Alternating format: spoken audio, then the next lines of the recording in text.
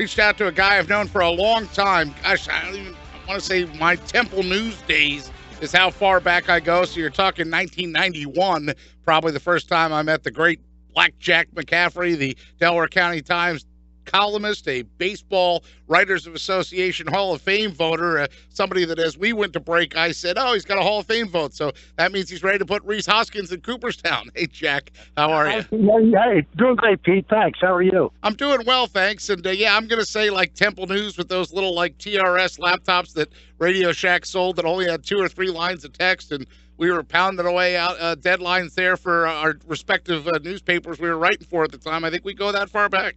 We do, and it's been a pleasure of many years. It flies, doesn't it, Pete? It sure does. It sure does. Well, there's so much to talk about. I guess we'll start with Rhys Hoskins. You heard Scott Grayson in the update there. What's wrong with that guy? He didn't hit a home run last night. Yeah, you're rid of him. Rhys must go. He's been great. You know, I was up in Allentown in May, and I had a one-on-one interview with him. We talked for a good while, and the thing that stuck with me then, Pete, was that he mentioned something at the time that I thought went under the table. He said they handed me a contract and they handed me a first baseman's mitt. He said, and I've been playing first base ever since. He said, because that's what they wanted me to do. He said, I could play the outfield. I played it in college. He said, I take shag flies here occasionally at Allentown during batting practice. If they ever needed me to play the outfield, I could play the outfield. And they basically went an entire season without taking advantage of that opportunity. Then it hit them like a light bulb over their head one day. He had 2 games in left field for the Iron Pigs, came up to the Phillies, and has been hitting home runs ever since. They know a lot more baseball than I do. They believe that he's going to be a first baseman and that he must be a first baseman. Somehow they don't think he's a qualified outfielder, either that or they're satisfied with Altair, Williams, Herrera, eventually Moniak, whoever else is going to come around. So anyway, obviously not a surprise. The guy we've been talking about, you've been talking about, we've all been talking about Rhys Hoskins for 2 years now, putting up tremendous minor league numbers and a really nice young man, somebody you can root for. Happy to see that he's doing real well. Not a surprise in the least. Jack McCaffrey with us. Yeah, somebody you can root for. And just to your left field point, before I move on to last night's attendance, but to your left field point, a guy that then started a triple play on Sunday. I mean, sure, he dropped the ball in the exchange, but, you know, if the guy's at first base, maybe he's not starting that triple play. Exactly, and there seems to be a great rush now to move Tommy Joseph out of there. I understand it. It looks like he's about a 240 big league hitter, 240, 250 big league hitter. Maybe that's not enough. You know what? If you're a Phillies fan, you're saying, boy, I'd like to have his 25 home runs in the lineup, too, going forward, and Rhys Hoskins' 35 home runs, and then go out and get somebody else as well. It's clearly not going to happen. They've got him ticketed for first base. But, yeah, I don't know why he shouldn't be able to play left field. We go way back. We saw Lazinski. Mm-hmm. But even more current would be Burrell. Burrell was not a great left fielder. They won a World Series with him. I'll contradict myself a little bit. I thought that when Cody Ashley went to left field, it ruined his career. He was never the same player after that. So I guess there are some dangers. But, he starts the triple play in left field. He's the natural, isn't he?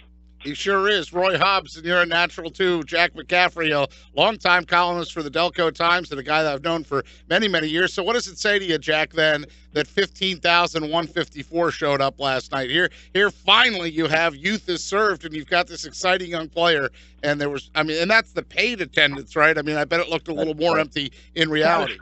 It's really terrible the way the Phillies have allowed that attendance to crumble like that. They commanded the attention, the sports attention of Philadelphia for all those years, from 07 to really 012, when they sold out every game. And to just allow it to decay like that, I've never understood it. I've made the point many times in my columns on the radio, different places. It's the number one monopoly market in baseball.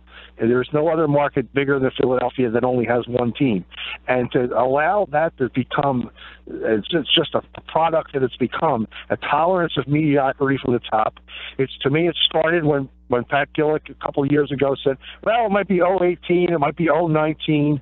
He says that. Well, what does that allow? That allows a tolerance of mediocrity. So he brings in McPhail. He hires McPhail. McPhail has already been told you don't have to do anything till 019. He hires Klentak. Klentak doesn't have to do anything till 20. And he keeps McCannon around and keeps him employed and extends his contract. What pressure is there on Pete McCannon to win after he had a horrible record and they extended his contract?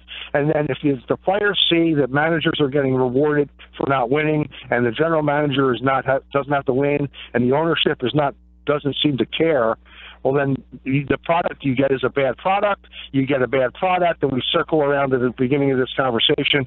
That's why you get 15,000 people at a game in August. It's a vicious cycle, and to me, it starts at the top. Well, before I let you go, we'll close with this. So while there were 15,000 people at Citizens Bank Park last night, the news started to trickle out that the Eagles had traded Jon Dorenbos. So you talk about organizations that maybe don't care what their fan base thinks ultimately and just make moves. Were you shocked that they traded Jon Dorenbos, or do you look at it from the way like, hey, I can't believe they got a pick for him?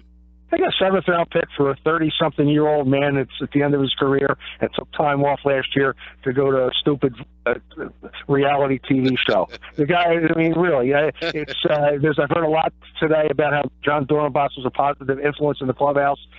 Pete, I didn't see it that way. I'll just leave it at that. I did not see him as a positive influence in the clubhouse. He's up in age. I respect the fact that he very, very, very, very rarely, if ever, made an error. He was very good at his job. But then again, I started to think to myself, what, is there an epidemic of errant long snaps in the NFL? How many in a year do you see total? 3 in the entire league? So I don't know that you necessarily needed Jon Dorenbos.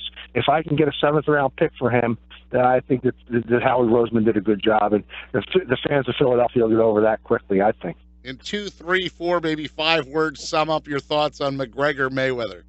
About what you thought. I had Mayweather by cuts, TKO in the 7th. It went to TKO in the 10th. I didn't handicap for him being 40 years old. Carried McGregor for a little bit, and about what you would expect for a guy making his pro debut. Conor McGregor did himself proud. He did a nice job, but certainly was never going to win that fight. The only thing good, Blackjack, about the Phillies getting blown out on Saturday night is that by the bottom of the 7th, I'd seen enough, and I could get in the car and hustle back to an AC establishment so I could watch that, quote-unquote. It was more a spectacle than it was. Yeah, I won't even dignify it by calling it a fight, but it was certainly entertaining. The juice was back for at least for one night in AC. Oh, yeah, the juice is always in AC. It's my favorite place. I'm there all the time. I listen to your show when I'm in town. Pete, you sound great. I can't wait to get back down there. And yeah, to me, the juice is always in Atlantic City. We love it there. Jack McCaffrey, longtime columnist for the Delaware County Times. He's a Baseball Writers Association Hall of Fame voter. Find him on Twitter at Jack McCaffrey. And Blackjack, you just text me next time you're coming down. I'll find you to get some PT love. I don't know if that's a free pizza or just no admission for where you're going, but I'll try to help you out, okay? My man, thanks, Pete. Thank you. Thanks for having me. Absolutely. Really appreciate it. Jack McCaffrey with us.